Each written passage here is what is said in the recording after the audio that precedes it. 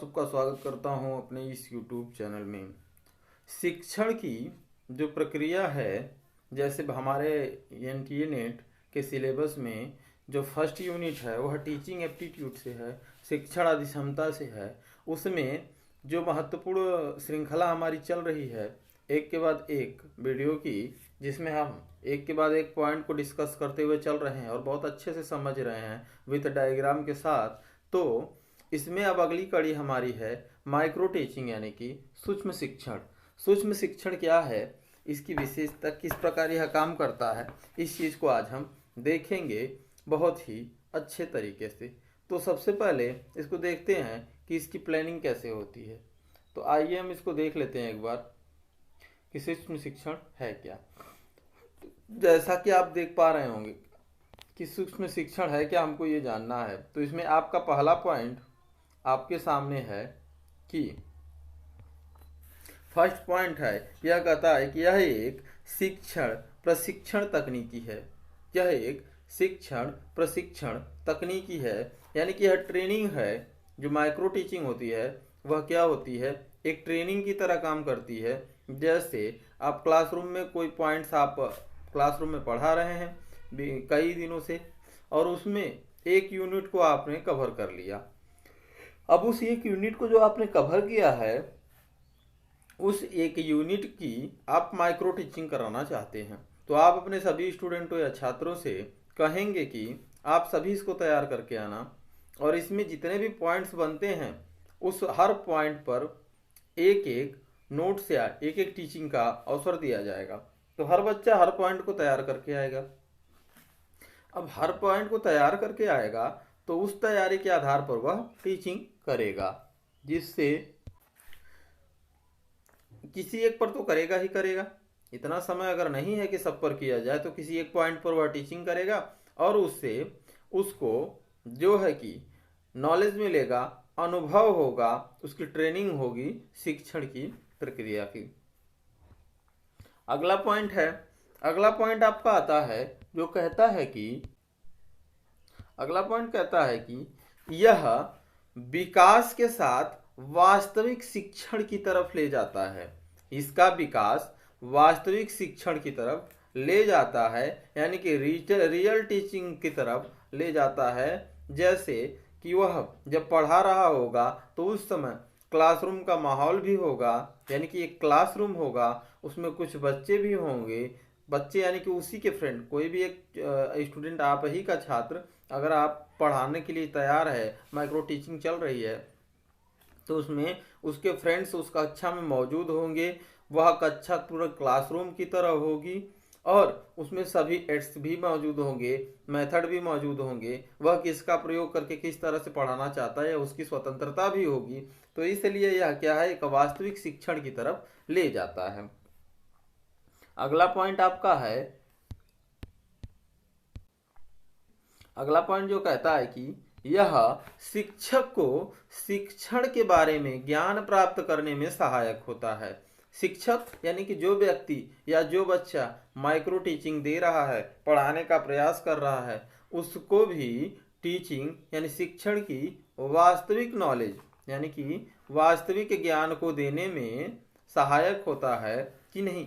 यह उसका जो सहयोग होता है कि वास्तविक ज्ञान शिक्षक के बारे में, शिक्षण के बारे में वास्तविक ज्ञान देने में उसका सहयोग करता है कि नहीं। कहाँ पिक पॉइंट होता है, कहाँ समस्याएं आती हैं शिक्षण में। पहली बार अगर कोई टीचिंग करने जाता है तो उसको बहुत सारी समस्याएं होती हैं, जिसमें वह टीचिंग करते करते सीख जाता है कि नहीं कौन सी समस्या किस स्थिति पे आएगी तो किस तरह उसको हैंडल करना है।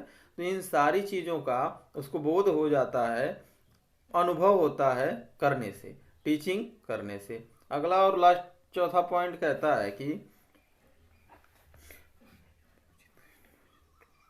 इसमें एक उचित नियोजन प्रणाली भी है, एक पूरी लंबी चौड़ी प्लानिंग है, एक तरीका बना हुआ है कि टीचिंग आप कर कैसे सकते हैं। टीचिंग करने के फायदे और नुकसान तुम जान गए, क्या होती है ये भी जान गए, मगर यह टीचिंग की कैसे जाती है यह देखना बाकी है। तो आइए हम देखते हैं, जिसमें आपको कई पॉइंट्स दिए हुए हैं कि टीचिंग कैसे की जाती है। जैसे प्लानिंग, फिर टीच, फिर ऑब्जर्वेशन, फिर री प्लानिंग, री टीच, री ऑब्जर्वेशन। इसको कभी कभी ऑब्जर्वेशन को फीडबैक भी देता है, फीडबैक जैसे प्लानिंग, टीचिंग, फीडबैक, फिर रीप्लानिंग, रीटीचिंग, रीफीडबैक, यानी कि ये बदलता रहता है। इसको ध्यान में रखिएगा, चीज़ें वही हैं, बस नाम चेंज हो सकता है। आइए हम देखते हैं एक मॉड्यूल के थ्रू।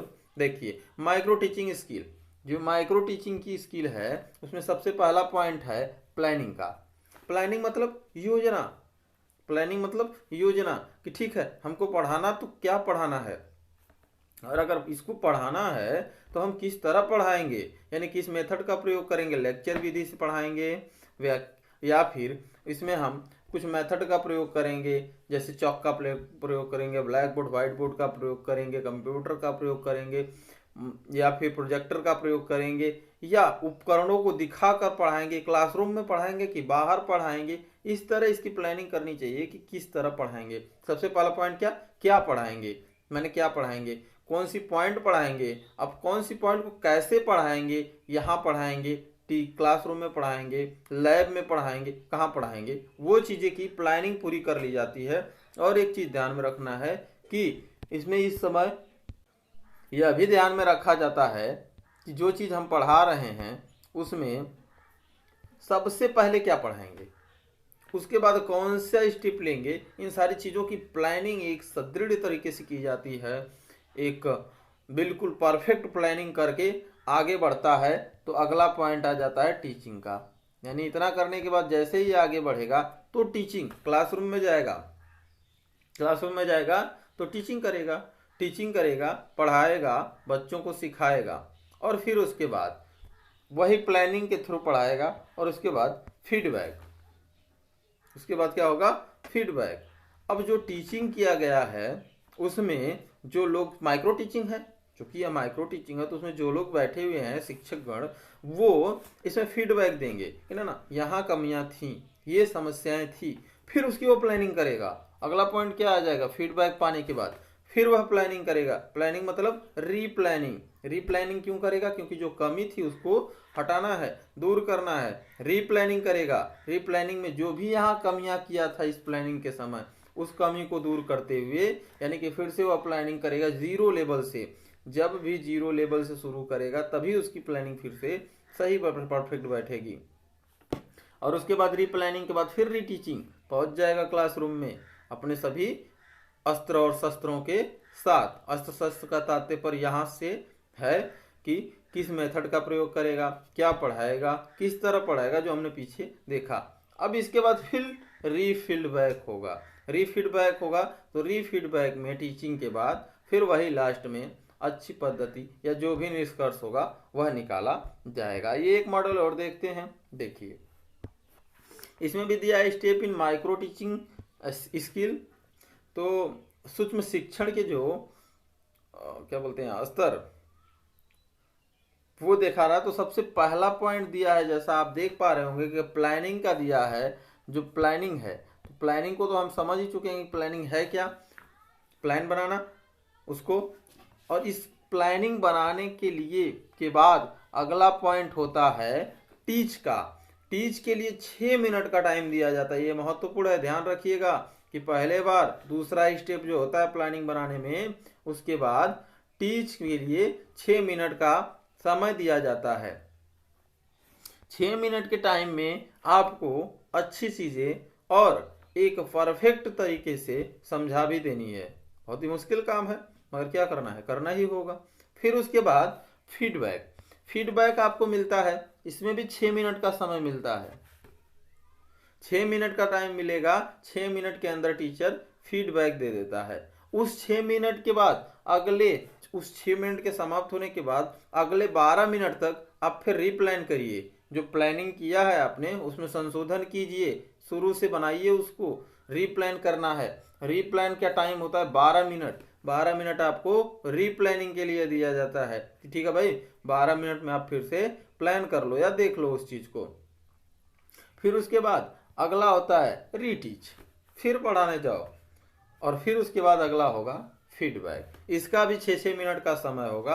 तो यह महत्वपूर्ण जो सर्किल है, स्किल है, यह पूरी हो जाएगी। मगर इसमें एक बहुत ही बढ़िया अनुभव मिलता है। जैसा हमने पहले पॉइंट में देखा था कि यह शिक्षण प्रशिक्षण तकनीकी है। यह टीचिंग जो है वह ट्रेनिंग का प्रोसेस है। उसके बाद इसमें वास्तविक शिक्षण की तरफ ले जाता है, या यह वास्तविक शिक्षण की तरफ ले जाता है। एक पूरा माहौल क्रिएट हो जाता है जो वास्तविक शिक्षण को प्रस्तुत करता है। अगला होता है कि शिक्षक को शिक्षण के बारे में ज्ञान प्राप्त हो जाता है। जो शिक्षक होता है, जो पढ़ा रहा होता है, उसको वास्तविक शिक्षण के बारे में ज्ञान प्राप्त हो जाता है। और अगला तो यह टीचिंग प्लान हो जाएगा, यानी कि इतनी चीज़ों का ज्ञान उसको हो जाता है, इसलिए मोस्ट इम्पोर्टेंट है। आइए अगला हम देखते हैं मॉड्यूल। ठीक है, इसमें पहला क्या था? प्लानिंग। प्लानिंग का तात्पर्य यह था, जो हमने प्लानिंग देखा था कि प्लानिंग में किस तरह प्लानिंग करेंगे। ये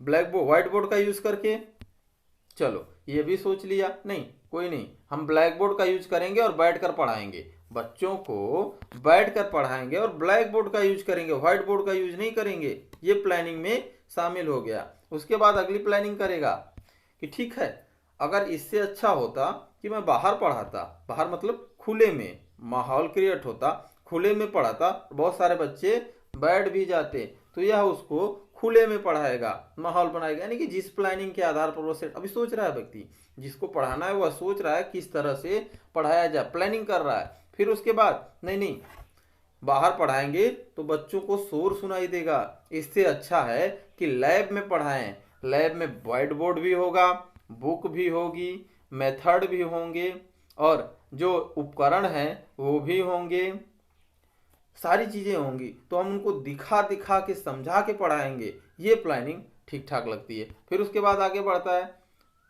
अच्छा ठीक है, पढ़ाने के बाद बच्चों को गाना भी सुनाएंगे, संगीत सुनाएंगे, तो ये क्या है? संगीत का प्रोसेस आ जाएगा। यानी अभी प्लानिंग चल रही है कि क्या करेगा, किस आधार पर करेगा।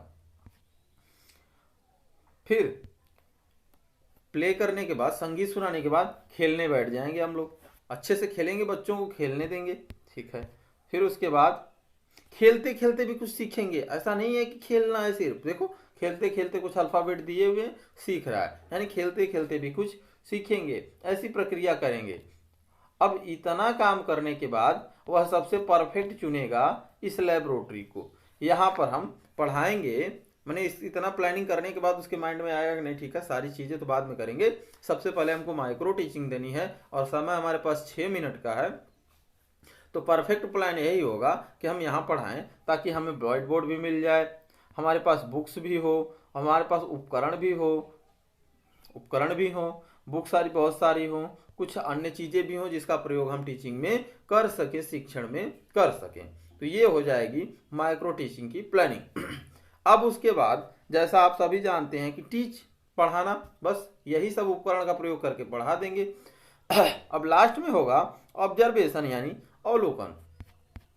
ऑब्जर्वेशन के लिए देखिए कितने ध्यान से देख रहा है इस चीज को, इस फूल को यह व्यक्ति कितने ध्यान से देख रहा है, कुछ ऑब्जर्व कर रहा है, उसमें कुछ खोज रहा है, कुछ ढूंढ रहा है। ऑब्जर्वेशन साधारण नहीं होता, ऑब्जर्वेशन बहुत ही डिफिकल्ट होता है। ऑब्जर्वेशन के लिए बहुत ही ध्यान से हर एक चीज को देखना पड़ता है। जो वहाँ ऑब्जर्वेशन कर रहा होगा, वह टीचर जो पढ़ा रहा है बच्चा, उसके हर एक पहलू पर, हर एक एक्टिविटी पर ध्यान देगा कि उसकी एक्टिविटी कैसी है, पढ़ाते समय उसमें कुछ हिचकिचाहट हो रही या नहीं है, या कुछ उसने प्लानिंग जो किया उसमें जो प्लानिंग किया है उसमें कोई समस्या तो नहीं है।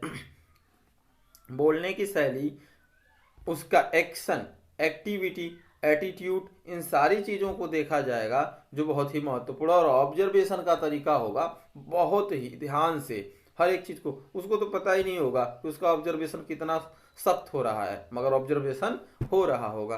फिर वही चीज़ रीप्लानिंग, रीटीचिंग और री ऑब्जर्वेशन। तो यह थे हमारे आज के पॉइंट्स, जिसको हमने बहुत ही ध्यान से देखा, कुछ मॉड्यूल के तहत बहुत अच्छे से देखा। आपको मुझे उम्मीद है कि समझ में आ गया होगा। अच्छा लगे तो लाइक, सब्सक्राइब और शेयर करें, और कमेंट बॉक्स में ज़रूर बताएं कि आपको यह वीडियो कैसा लगा। फिर मिलेंगे अगले वीडियो में अगले पार्ट के साथ। तब तक आप अपना ख्याल रखिए, अपने घर परिवार का ध्यान रखिए, क्योंकि ये जो कोविड-19 है, कोरोना वायरस, इससे बचे रहना ही सबसे महत्वपूर्ण है। आज सबसे बड़ी देशभक्ति आज यही है कि आप अपने घरों में रहें और इस कोविड-19 से बचे रहें। फिर तैयारी करते रहें, फिर मिलेंगे अगले वीडियो में, तब तक के लिए नमस्कार, धन्यवाद, जय हिंद, जय भारत।